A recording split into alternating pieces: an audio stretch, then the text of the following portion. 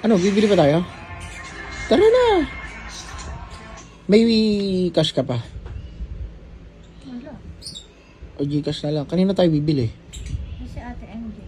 Ha? Kasi Ate MJ. Sino yan? Ah, doon tayo bibili? Ay, ito kay Tracy to. Ano yan? Sabi nung kumari. And sour na ano. Sabi nung kumari ko, Miss, ang ganda naman siya sabi niya. Eh, ito parang nakita ko na siya. Eh, bago siya dumating, nanonood ako ng vlog nila. Sabi niya, ang ganda naman sabi niya. Parang nakita ko na, oh, ito nakita mo ito, pinapanood.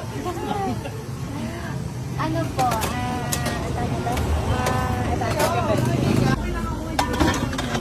Ito.